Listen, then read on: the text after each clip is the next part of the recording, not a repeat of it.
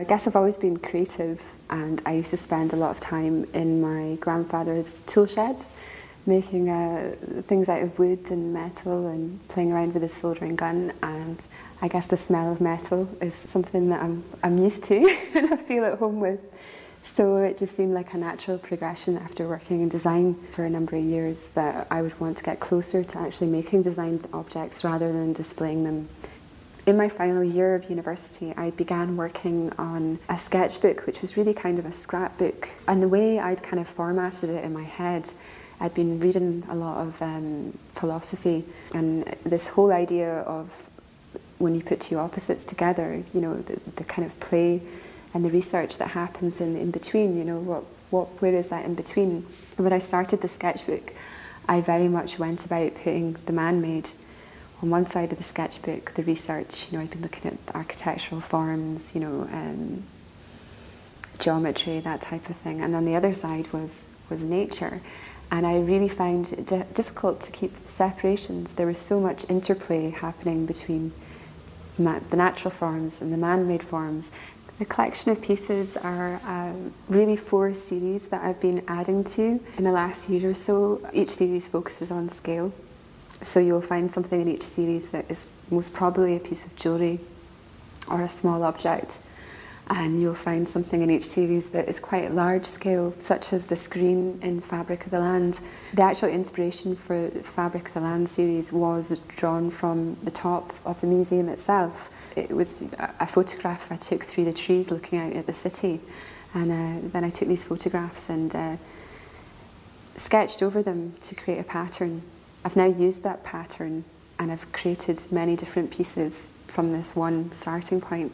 But the fruit bowl in particular, you know, as I said about opposites, it's a combination of using this very square form and mixing that with organic tension, if you like. You know, I'm looking out at this cityscape through these trees, you know, and it was almost like standing on the top of a hill, you know, and you see all the undulating forms of the city and things. And it just made me think about, I guess, commerce and people and working and fruits of labour and things like this.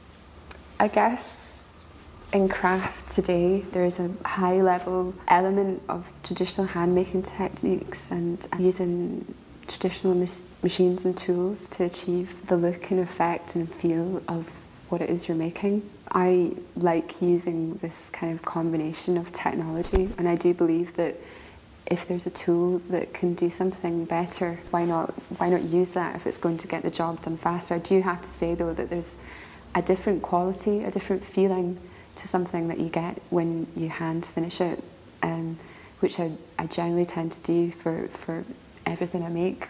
It's just impossible to achieve through other means.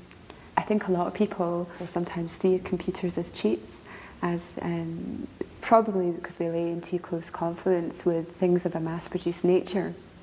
But I think the whole exploration of computer technology within art is an interesting facet in itself, as you know, I can spend a good week, 9 till 5 or longer, working on CAD drawings, you know, that I intend to use for making a piece of work. Now, this piece of work might be a one-off piece of work, you know, but then I have to weigh up the time and how much time it might take me to pierce that piece of work by hand and how long it will take on the computer. And there's something about the use of old technologies with new technologies I find really interesting. I think that we're still, you know, in our age of reasoning, we're still trying to find the best options, or, you know, it's almost like we take 2 steps forward and 1 step back all the time. And you know, I really find this interplay with old and new quite exciting.